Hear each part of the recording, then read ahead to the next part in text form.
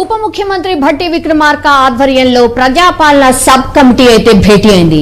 ఈ భేటీలో 6 గ్యారంటీల అమలుపై సుదీర్ఘంగా చర్చించారు. అంతేకాకుండా కొత్త పథకాలకు సంబంధించి విధి విధానాలు ఎలా రూపొందించాలి, అర్హులను ఎలా ఎంపిక చేయాలి, అందరూ ఎదురు చూస్తున్న కొత్త రేషన్ కార్డులు ఎప్పటి నుంచి జారీ చేయాలి అన్న విషయాలపై అయితే ప్రధానంగా చర్చించారు. ప్రధానంగా 6 గ్యారంటీల దరఖాస్తులతో పాటు ధరణి సమస్యలపై, అలాగే కొత్త రేషన్ కార్డుల కోసం ఎక్కువ దరఖాస్తులు వచ్చాయి కాబట్టి ఈ రెండింటిపైనే సుదీర్ఘంగా చర్చించినట్టు మనకున్నటువంటి సమాచారం. కాంగ్రెస్ ప్రభుత్వం చేపట్టిన ప్రజాపాలన కార్యక్రమంలో మొత్తం 1,25,84,383 దరఖాస్తులు వచ్చాయి. మాట్లాడదాం. ఇన్పుట్ ఎడిటర్ సంజయ్ అందుబాటులో ఉన్నారు. సంజయ్, ప్రధానంగా ఈ రోజు జరిగినటువంటి సమీక్షలో భట్టి విక్రమార్క ఆధ్వర్యంలో రెండు సమస్యలు, అతిపెద్ద సమస్యలు అండ్ 6 గ్యారంటీల అప్లికేషన్ తో పాటు అందరూ ఏం దరఖాస్తు చేసుకున్నారంటే, ఒకటి ధరణిపై సమస్యలు, రెండోది కొత్త రేషన్ కార్డ్. మీకున్నటువంటి ఇన్ఫర్మేషన్ ఏంటి? ఈ రెండిటిపైన ఎట్లాంటి చర్చ జరిగింది? సౌమ్య, మొత్తమీన కొత్తగా కొలుదిరినటువంటి రేవంత్ రెడ్డి ప్రభుత్వము గతంలో నుంచి చెప్తున్నటువంటి గత ప్రభుత్వం పైన హెచ్చరించాలి. గతంలో ధరణి పూర్తిగా సముద్రం లోపల కలిపేస్తాము, సముద్రం లోపల తొక్కేస్తాము అనే ధోరణి ఏదైతే ఉందో నిజంగా కూడా అదే మాటని, అదే సక్సెస్ ని ఇప్పుడు కొనసాగిస్తున్నారని చెప్పుకోవచ్చు. ఒకటి, ముందుగా ప్రజాపాలనకు సంబంధించినటువంటి ఇష్యూ ఎప్పుడైతే అప్లికేషన్లకు సంబంధించింది మీ అర్జీలను నేరుగా వచ్చేసేసి మీరు ప్రగతి భవన్ అంటే ఇప్పుడు ప్రజాభవన్కు ఉన్నటువంటి అక్కడ వచ్చేసి మీకున్న సమస్యలు, మీకు ఎలాంటి సమస్యలు ఉన్నాయి, ఈ 9-10 సంవత్సరాల కాలంలో మీకు అనుభవించినటువంటి సమస్యలు, అదేవిధంగా మీకు నెరవేరినటువంటి సమస్యల పైన మీరు దరఖాస్తు చేసుకోవాలి, మీరు అప్లికేషన్ పెట్టుకోవాలి అనేసి ఎప్పుడైతే ప్రజాపాలన అనే ఒక కౌంటర్ ఓపెన్ అయిందో అప్పటి నుంచి జనాలు లైన్ల కొద్దీ, అంటే క్యూ లైన్లో నిలబడి కిలోమీటర్ల కొద్దీ క్యూ లైన్లు నిలబడేసి వారికి ఉన్న సమస్యల పైన నేరుగా వాళ్ళకు రాసి ఇవ్వడము, అప్లికేషన్ తీసుకోవడం, ఫిల్అప్ చేయడము, ఇవన్నీ చూస్తుంటే సుమారు 1 కోటి పైగా ఈ ఒక వారం రోజుల్లోనే 1 కోటి పైగా అప్లికేషన్లు వచ్చి పడ్డాయని చెప్పుకోవచ్చు. ఇక్కడ ఒక ఐఏఎస్ అధికారితో పాటు కొంతమంది వివిధ జిల్లాలకు సంబంధించినటువంటి అధికారులు కూడా ఈ ప్రజాపాలనకు సంబంధించిన అప్లికేషన్లో వెరిఫికేషన్ ఎప్పటికప్పుడు ఆ జిల్లాకు సంబంధించినటువంటి అధికారులకు, ఆ జిల్లాకు సంబంధించినటువంటి మండలానికి సంబంధించినటువంటి ఎంఆర్ఓకు, అదేవిధంగా విలేజ్ సెక్రటరీ, వీళ్ళన్నింటినీ ఎప్పటికప్పుడు దాన్ని మానిటరింగ్ చేస్తూ ఎక్కువ ఎలాంటి సమస్యలపైన ఇక్కడ అప్లికేషన్లు వచ్చినాయి అంటే ధరణికి సంబంధించినటువంటి అప్లికేషన్లు రావడము. ఈ ధరణిలో అంటే ఒకటి ఇక్కడ 2 సమస్యలు ఏంటంటే, ధరణి ఎప్పుడైతే పోర్టల్ వచ్చేసిందో చాలా మంది కొంతవరకు అంటే ఒక 50% మేలు జరిగితే 50% ఆ రైతులకు కావచ్చు, ఆ రైతులో ఉన్నటువంటి కౌలుదారులకు కావచ్చు, రకరకాలకు ఇందులో సమస్యలు ఎదురుకేసేసి వాళ్ళకు పాస్బుక్ ఫిజికల్గా పాస్బుక్ ఉంటుంది, కానీ ఫిజికల్గా అక్కడ ల్యాండ్ ఉండదు, ల్యాండ్ ఉంటే పాస్బుక్ ఉండదు. ఈ రెండింటితోటి సతమవుతున్నటువంటి రైతులు సుమారు 20 లక్షలకు పైగా ఇక్కడ అప్లికేషన్లు ఇచ్చినట్టున్నటువంటి మనకున్నటువంటి సమాచారం. నిజంగా ఇది అధికారికంగా అయితే వాళ్ళైతే రాష్ట్ర ప్రభుత్వం అయితే ఇప్పటివరకు ఎక్కడ వెల్లడించలేదు.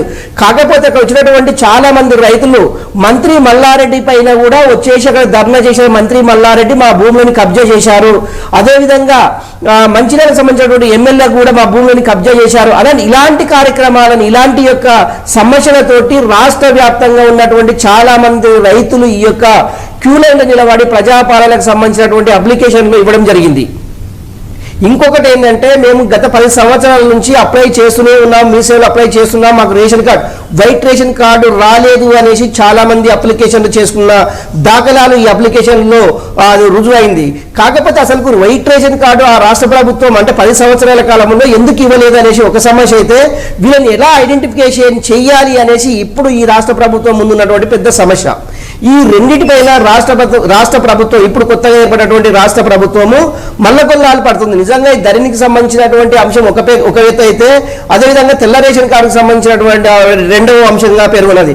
ఈ రోజు ఉపసంఘం అంటే డిప్యూటీ సీఎంగా ఉన్నటువంటి భట్టి విక్రమార్క అధ్యక్షతన ఈ రోజు సుమారు 2.5 గంటల పాటు ఈ యొక్క వైట్ రేషన్ కార్డు ధరణికి సంబంధించినటువంటి అంశాల మీదే సుదీర్ఘంగా చర్చ జరగాలి. దీనికి సంబంధించినటువంటి అంటే ప్రత్యామ్నాయాలు వీటి ప్రాబ్లమ్స్ ఎలా సాల్వ్ అవుతాయి అనే ప్రత్యామ్నాయాలను వెతకడంలో రాష్ట్ర ప్రభుత్వము కొంత కసరత్తు అయితే చేయడం మొదలుపెట్టిందని చెప్పుకోవచ్చు. ముఖ్యంగా రెవెన్యూ డిపార్ట్మెంట్ కు సంబంధించిన అధికారులు ఒకటి ధరణి అంటే రెవెన్యూ, అదేవిధంగా వైట్ రేషన్ కార్డు కూడా బిలో ప్రాపర్టీ లావింగ్ సంబంధించింది కూడా ఈ రెండు రెవెన్యూ డిపార్ట్మెంట్ కిందికి వస్తే కనుక రెవెన్యూ డిపార్ట్మెంట్ అధికారులతో పాటు మంత్రి అందుబాటులో ఉన్నటువంటి మంత్రులతో పాటు డిప్యూటీ సీఎం సుదీర్ఘంగా 2.5 గంటల పాటు ఈ యొక్క ధరణికి సంబంధించింది వైట్ రేషన్ కార్డులకు సంబంధించిన అంశం సుదీర్ఘంగా చర్చ జరిగింది.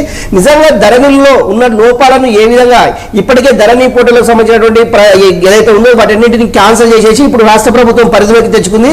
ఈ రాష్ట్ర ప్రభుత్వం పరిధిలోకి తెచ్చుకున్నటువంటి ధరణి ఎవరికి అంటే అప్పచెప్పాలి అంటే రాష్ట్ర ప్రభుత్వం దీన్ని నిర్వర్తించాలా లేకుంటే ప్రైవేట్ కాదు ఒక బాధ్యత గలటువంటి ఆర్గనైజేషన్లకి ఇచ్చేసేసి పకడ్బందీగా ఏర్పాటు చేయాలనే ఒక సదుద్దేశంతో రాష్ట్ర ప్రభుత్వం యోచిస్తుంది.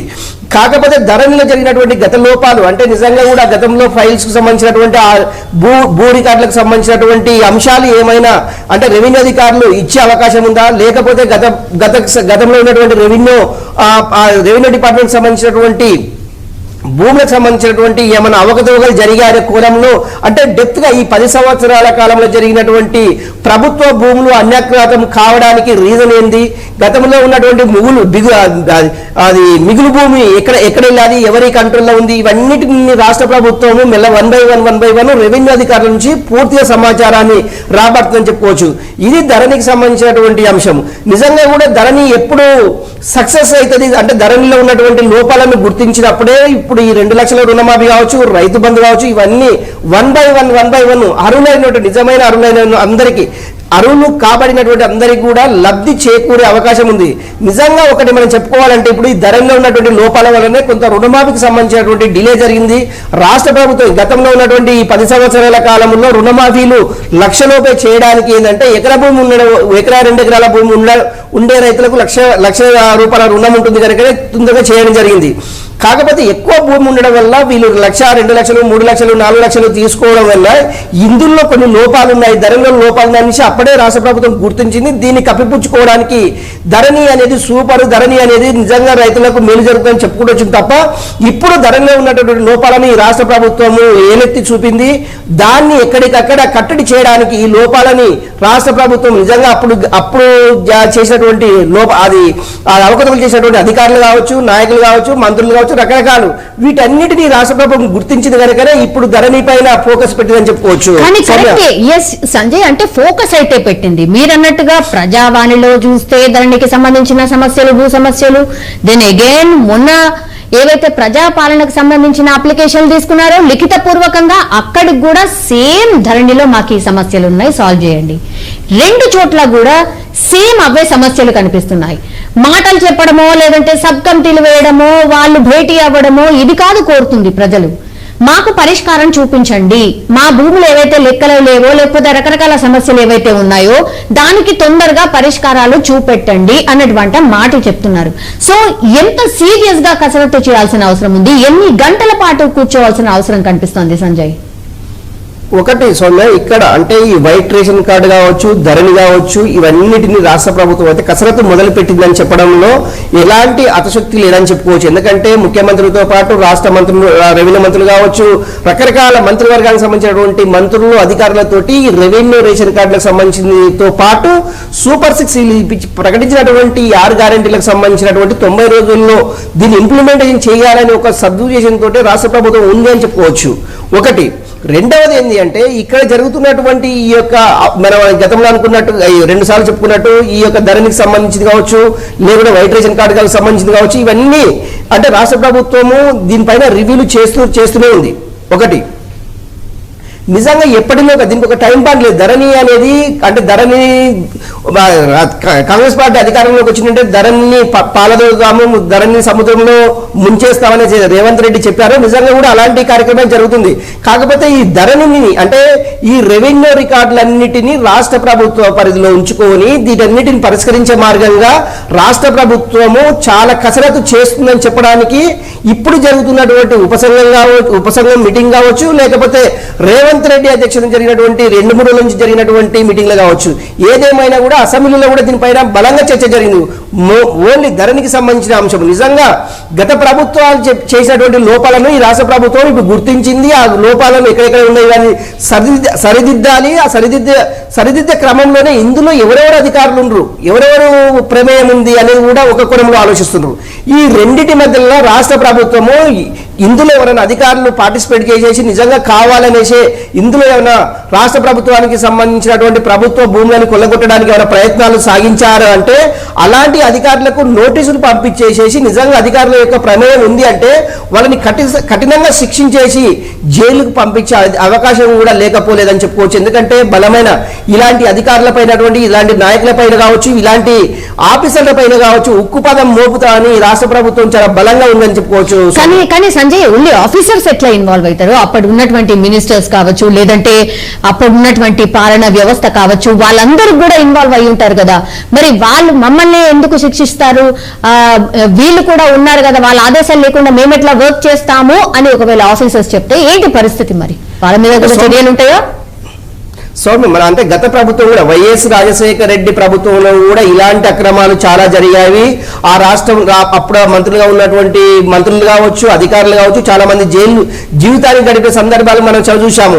మైనింగ్ సంబంధించినటువంటి అప్పుడు మైనింగ్ శాఖ మంత్రిగా ఉన్నటువంటి సబితా ఇంద్రారెడ్డి కావచ్చు, మైనింగ్ కార్యదర్శి ఉన్నటువంటి శ్రీలక్ష్మి కావచ్చు, మైనింగ్ పనిచేసినటువంటి బీపీ ఆచార్య కావచ్చు, ఇలాంటి వ్యక్తులు చాలా మంది కూడా జైలు జీవితాన్ని గడిపే సందర్భాలు మన కళ్ళ ముందు కదలాడే పరిస్థితి అయితే చూసాము. అందులో భాగంగా అలాంటి ఈ యొక్క బీఆర్ఎస్ గత ప్రభుత్వంలో ఎవరైనా అధికారులు కావచ్చు, మంత్రులు కావచ్చు, ఎమ్మెల్యేలు కావచ్చు, ఎంపీలు కావచ్చు, ఎవరినైనా సరే ఎంత పెద్దవాళ్ళైనా సరే కూడా వదిలిపెట్టేసేది లేదు అనేసి కాంగ్రెస్ ప్రభుత్వం బారాటంగానే ప్రచారం చేస్తున్నటువంటి సందర్భాలు మనము చూస్తున్నాము. అలాంటి వ్యక్తులు నిజంగా కూడా ఇలాంటి వ్యక్తులు చేశారా చేయలేదా అనేది ఇప్పుడు ఉన్నటువంటి అంటే ఒక విచారణ కమిటీ అంటే దీనికి సంబంధించినటువంటి ఒక కమిటీని వేసేసి అందులో ఎవరెవరిని పిలిపించేసి విచారించాలి ఎలాంటిది అనేసి ఈ భూ సమస్యలకు సంబంధించినటువంటి అంశాలు ఏమేమి బయటకు వస్తాయనేసి ప్రభుత్వం అయితే లోతుగా ఆలోచిస్తుంది. ఒకటి.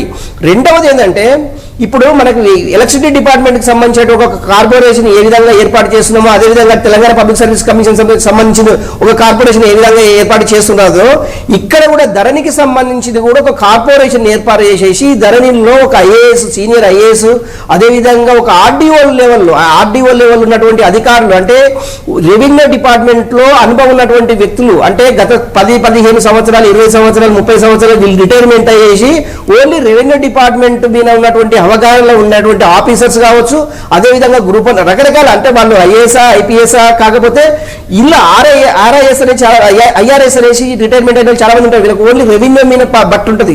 అలాంటి వ్యక్తుల్ని ఒక కమిటీ ఏర్పాటు చేసి కార్పొరేషన్ ఏర్పాటు చేసి తెలంగాణలో ఉన్నటువంటి ప్రభుత్వ భూములని కాపాడాలి, ప్రభుత్వ భూములని పరిరక్షించాలనేసి ఈ కార్పొరేషన్ ఏర్పాటు చేస్తే తప్ప తెలంగాణ ఉన్నటువంటి ప్రభుత్వ భూములని అన్యాక్రాంతం కాకుండా ఉండాలి అంటే ఇలాంటి కార్పొరేషన్ ఏర్పాటు చేసేసి కఠినమైన చట్టాలు ఏర్పాటు చేయాలి. ప్రభుత్వ భూములు ఒకవేళ కబ్జాలు చేసి ఆక్రమించుకున్నట్లయితే వారికి తగిన శిక్షలు అంటే చట్టపరమైన శిక్షలు విధించే అవకాశం ఉంటది అనే ఉద్దేశంతో రాష్ట్ర ప్రభుత్వము ఇలాంటి కార్పొరేషన్లు ఏర్పాటు చేసినట్టయితే రాష్ట్ర ప్రభుత్వానికి సంబంధించినటువంటి భూములని యథావిధిగా కాపాడేసేసి అన్యాక్రాంతం కాకుండా ఉండడానికి ఈ యొక్క కార్పొరేషన్ కావచ్చు రాష్ట్ర ప్రభుత్వానికి సంబంధించినటువంటి అంశాలన్నిటినీ ఈ యొక్క అంటే రాష్ట్ర ప్రభుత్వం పరిధిలో ఉన్నటువంటి రెవెన్యూ అంశాలన్నిటినీ ఈ యొక్క కార్పొరేషన్ కాపాడే విధంగా ఉంటే ప్రభుత్వానికి సంబంధించినటువంటి భూములు ఎక్కడే పోవు అని చెప్పడానికి ఇది ఒక పెద్ద ఉదాహరణ అని చెప్పుకోవచ్చు. సౌమ్య, ఇప్పుడు సంజయ్ ఇంకో ముఖ్యమైన అంశం ఏంటంటే రేషన్ కార్డ్ కి సంబంధించి అందరు ఎదురు చూస్తున్నారు. సంజయ్, చాలా మంది అప్లికేషన్స్ పెట్టుకున్నారు. మోస్ట్లీ నాకు తెలిసి 10 to 15 lakhs of applications maybe వచ్చి ఉంటాయని. గతంలో 90 లక్షల అప్లికేషన్స్ ఉన్నాయి, అందులో 80 లక్షల మంది యాక్టివ్ గా ఉన్నారు 90 లక్షల్లో. సో 80 లక్షలు అనుకోవచ్చు కొత్త రేషన్ కార్డుదారులు.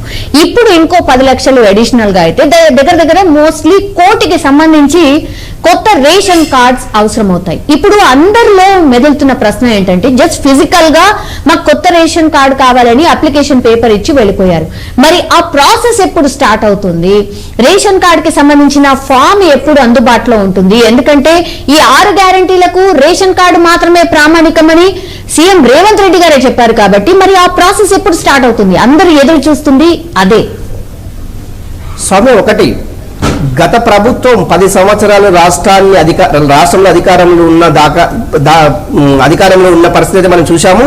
అప్పటి నుంచి ఇప్పటి వరకు ఒక్క రోజు కూడా తెల్ల రేషన్ కార్డుకు సంబంధించినటువంటి అంశము తెరపైకి తేలేదు. కాకపోతే పబ్లిక్ ప్రజలు తనకు రేషన్ కార్డు కావాలి, తన కుటుంబము బిలో ప్రాపర్టీ లైన్కు ఉంది, మేము అంటే మాకు వైట్ రేషన్ కార్డు మీ అర్హులం అనేసి చాలా సందర్భాల్లో మీ సేవలు కానివచ్చు, మండల రెవెన్యూ ఆఫీసులు కావచ్చు, జిల్లా కలెక్టర్లు కావచ్చు, ఏకంగా మంత్రులనే కలిసేసి మాకు రేషన్ కార్డు కావాలి అనేసి దరఖాస్తులు పెట్టుకున్న దాఖలాలు ఎన్నో కొల్లకొల్లలుగా చెప్పుకోవచ్చు. అందులో భాగంగా ఇప్పటి వరకు ఉన్నటువంటి 90 లక్షల మంది రేషన్ కార్డు ఓటర్స్ ఎవరైతే ఉన్నారో ఇందులో ఓన్లీ 50 లక్షలకు మాత్రమే నిజంగా అర్హులు అనేసి గత ప్రభుత్వం తేల్చి చెప్పడం జరిగింది. అందులో 10 లక్షల మంది రేషన్ అసలు కార్డులనే యూజ్ చేసుకుంటలేరు అనేసి అప్పటి రాష్ట్ర ప్రభుత్వమే తేల్చి చెప్పేసింది. దానికి సంబంధించినటువంటి రెవెన్యూ అధికారులకు కూడా డీటెయిల్స్ పంపించారు. ఈ పలానా రేషన్ కార్డుకి సంబంధించినటువంటి జిల్లా నుంచి సుమారు 1,00,000 నుంచి ఒక 50,000 నుంచి 1,00,000 వరకు రేషన్ కార్డు కట్ చేయాలనేసి ఇవంతా ప్రాసెస్ స్టార్ట్ అయింది. కానీ ఎక్కడ కూడా రేషన్ కార్డు కొత్త రేషన్ కార్డు ఇవ్వలేదు, పాత రేషన్ కార్డు తీయలేదు. ఎందుకు ఈ జాప్యం జరిగింది అంటే నిజంగా కూడా రెవెన్యూ డిపార్ట్మెంట్లో ఉన్నటువంటి లొసుకులే అని చెప్పొచ్చు.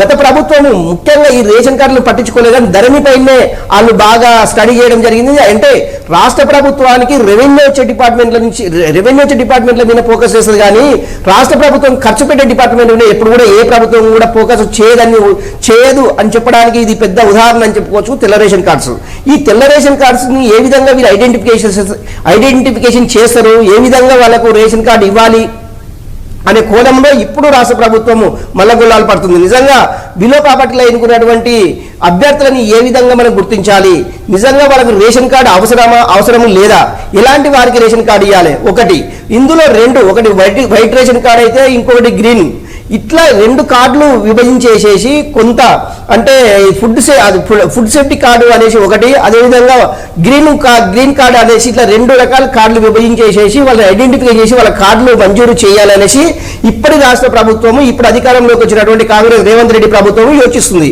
అది ఏ విధంగా ప్రాసెస్ చేయాలి, ఇప్పటికే లక్షల మంది అప్లికేషన్లు చేసుకున్నటువంటి వాటి ఆధారంగా వీళ్ళని ఐడెంటిఫికేషన్ చేస్తారా, లేకుంటే ఈ ప్రభుత్వం మళ్ళా కొత్తగా అప్లికేషన్ పెట్టుకొని మళ్ళా కొత్త వారిని ఐడెంటిఫికేషన్ చేసి రేషన్ కార్డులు ఇస్తారనేసి కొంత సమయం పట్టే అవకాశం అయితే చాలా స్పష్టంగా ఉంది.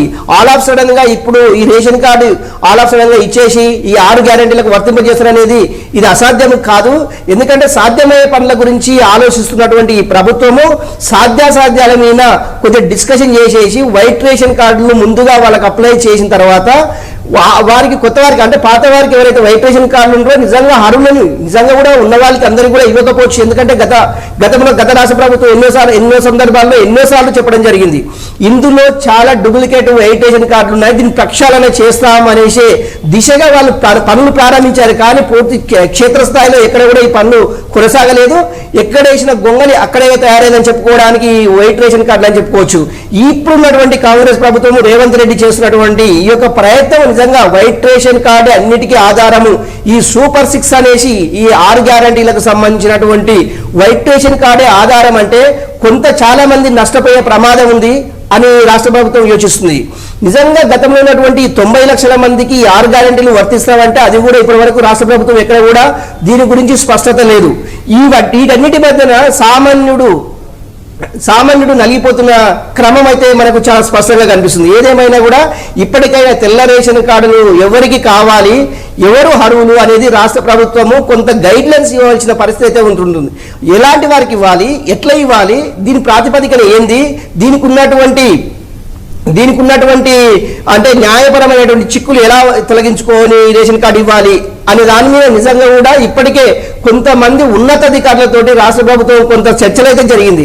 ఉన్నతాధికారుల మీన్స్ ఎందుకంటే అది రెవెన్యూ డిపార్ట్మెంట్ లో పనిచేస్తున్నటువంటి కొంత స్థాయికి సంబంధించినటువంటి వ్యక్తులను ఈ వైట్ రేషన్ కార్డు ఎవరైతే ఎలిజిబుల్ ఉన్నారో వాళ్ళని ముందుగా ఐడెంటిఫికేషన్ చేసేసి వాళ్ళని అప్లోడ్ చేసేసి ఎంతమంది అర్హులు ఉండరు ఇంకా ఇచ్చేవాళ్ళు, ఇప్పటి వరకు ఉన్నటువంటి 90 లక్షల మందిలో ఎంతమందిని ఇందులో క్యాన్సిల్ చేయవలసిన అంశం ఉంది, అవకాశం ఉంది అనే దాని గురించి రాష్ట్ర ప్రభుత్వం ఆలోచిస్తుంది. ఈ 2 కనుక ఒకే కొలిక్ వచ్చినట్లయితే నిజంగా వారికి అర్హులైన అందరికి కూడా వైట్ రేషన్ కార్డు ఇచ్చినట్లయితే ఈ సూపర్ 6 ఈ 6 గ్యారెంటీలను వర్తింపజేయచ్చు. 6 గ్యారెంటీలను వర్తించబడడం వల్ల నిజంగా సామాన్యులకు అందుబాటులో వచ్చే విధంగా సామాన్యులకే వైట్ రేషన్ కార్డు వచ్చేది. ఈ సూపర్ 6 అంటే 6 గ్యారెంటీలు అది అవకాశం కల్పించారు, ఇచ్చిన మాటని తూచ తప్పకుండా పాటించారనేసి ఒక ఈ ప్రభుత్వం పైన ఒక నమ్మకం ఏర్పడుతుందని చెప్పుకోవచ్చు. సౌమ్య, ఇప్పుడు సంజయ్, మొన్న మంత్రి పొంగులేటి శ్రీనివాసరెడ్డి గారు కూడా మీడియా సమావేశంలో మాట్లాడుతూ ఒక క్లారిఫికేషన్ ఇచ్చారు, త్వరలోనే ఇంటింటి సర్వే ఉండబోతోంది అని. అంటే ఈ అప్లికేషన్ కి సంబంధించిన డాటా పూర్తిగా ఎంట్రీ అయిపోయిన తర్వాత వారు కట్ ఆఫ్ డేట్ ఏదైతే పెట్టుకున్నారో ఆ తర్వాత నుంచి మరి ఫిజికల్ గా ఇంటింటి సర్వే ఉంటుంది అని చెప్పారా? అంటే మేబీ ఈ మంత్ ఎండింగ్ నుంచి, అంటే వాళ్ళు ఈ మంత్ ఎండింగ్ లోపల డాటా ఎంట్రీ అయిపోతుంది, ఆ తర్వాత నుంచి మరి ఇంటింటి సర్వే స్టార్ట్ చేస్తారా? ఆ తర్వాత నుంచి రేషన్ కార్డుల ఇష్యూ జరుగుతుందా? సో ఏం జరిగే అవకాశాలు కనిపిస్తున్నాయి? స్వామి, ఒకటి పెట్టాలని బుద్ధి ఉండాలి కానీ ఎక్కడున్నా పెట్టే అవకాశం ఉంటుంది. వీళ్ళకు ఇవ్వాలని ఆలోచన ఉంటే ఈ కుటుంబ సమగ్ర సర్వే కూడా గత ప్రభుత్వం చేసింది. గత ప్రభుత్వం ఎన్నో సర్వేలు చేసింది. ఒక రోజు రాష్ట్ర ప్రభుత్వం పూర్తిగా సెలవు ప్రకటించింది. ప్రతి ఒక్కరు ఇంటి వద్దనే ఉండాలేసి గత ప్రభుత్వం కుటుంబ అది సమగ్ర సర్వే నిర్వహించింది. ఇప్పుడు కూడా కుటుంబ సర్వే అంటున్నారు.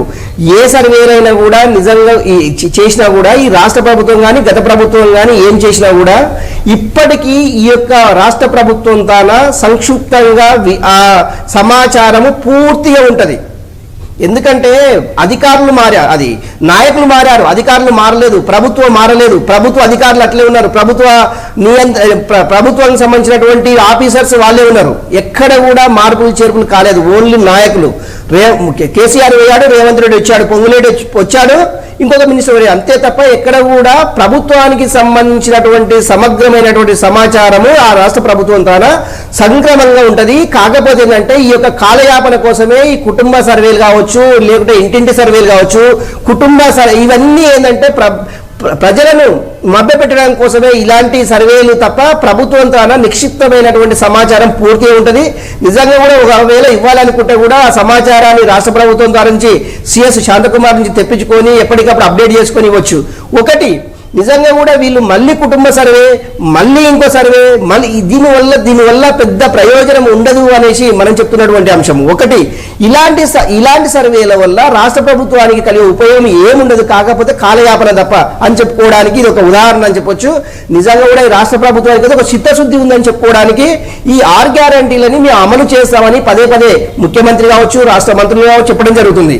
ఇవ్వాలనుకున్నది ఎప్పుడైతే వీళ్ళు కట్ ఆఫ్ డేట్ ఓ టైం పెట్టుకొని అది 3 నెలల 4 నెలల 1 year 2 years ఈ కట్ ఆఫ్ డేట్ పెట్టుకునేసి ఈ 6 గ్యారెంటీలకు సంబంధించినటువంటి సంజయ్ పెట్టుకున్నారు కదా, 100 రోజులు అని పెట్టుకున్నారు కదా, మరి 100 రోజులు ఇంప్లిమెంట్ అవుతుందా కదా? అదే డౌట్. ఇప్పుడు 100 రోజుల్లో కట్ ఆఫ్ డేట్ పెట్టుకున్నారు. 100 రోజుల్లో ఈ యొక్క 6 గ్యారెంటీలకు సంబంధించిన ఈ అంశాలు ఏవైతున్నాయో ఈ ఆడిటికి 100 రోజుల టైం సరిపోదు. ఇది టైం బాండ్. ఇప్పటి ఆల్ ఆఫ్ సడన్ గా ఈ 90 రోజుల్లో ఉదాహరణకు చెప్తున్నాము, 2 లక్షల రుణమాఫీ చేయాలి అంటే ఇప్పుడు ఆల్ ఆఫ్ సడన్ గా 32,000 కోట్లు ఇప్పటికే రాష్ట్ర ఆర్థిక పరిస్థితి అంతంత మాత్రమే ఉంది.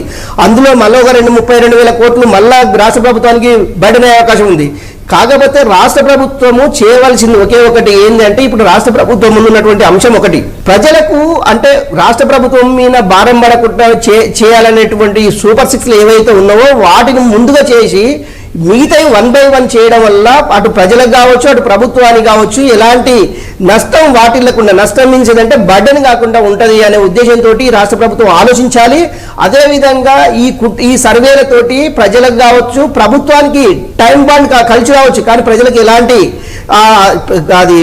ప్రజలకు ఎలాంటి ఉపయోగం లేదని చెప్పొచ్చు. ఈ సర్వేల వల్ల ప్రజలకు నష్టమే తప్ప ఉపయోగం ఉండదని చెప్పడానికి ఈ జరుగుతున్నటువంటి ఉదాహరణ చెప్పుకోవచ్చు. ఒకటి నిజంగా ఇవ్వాలని రేషన్ కార్డు ఉంది, గతంలో అప్లై చేసుకున్నటువంటి చాలా ప్రతి మండల ఆఫీసుల్లో కట్టల కొద్ది ఉన్నటువంటి అప్లికేషన్ ఫామ్స్ మీ సేవల్లో సంక్లిష్టంగా చాలా క్లియర్ కట్ గా ఉంటాయి. వాళ్ళ అడ్రస్ వాళ్ళ డేటా టగటగటగట తీసుకోవచ్చు. కాకపోతే ఎందుకు ఇలా కాలయాపన, మళ్ళీ కుటుంబ సర్వే అని మళ్ళీ కాలయాపన చేయడము, ఆ పార్లమెంట్ ఎన్నికల నుంచి మళ్ళీ ఇది ఎన్నికలకు పోవడానికి ఇట్లా కాదు. నిజంగా చేయాలని సిద్ధశుద్ధి ప్రభుత్వానికి చేయాలని ప్రజలకు ఉంటే ఆల్ ఆఫ్ సడన్ గా నిజంగా రాష్ట్ర ప్రభుత్వం ఎంత రాష్ట్ర ప్రభుత్వం పైన ఎంత బర్డెన్ పెట్టినా అయినా కూడా ప్రజలకు చేయాలని ఒక ఆలోచన ఉంటే ఎప్పుడైనా చేసే అవకాశం ఉంది. కాకపోతే ఈ కాలయాపన వల్ల ప్రజలు నష్టపోతారని చెప్పుకోవచ్చు సౌమ్య. Yes, all right.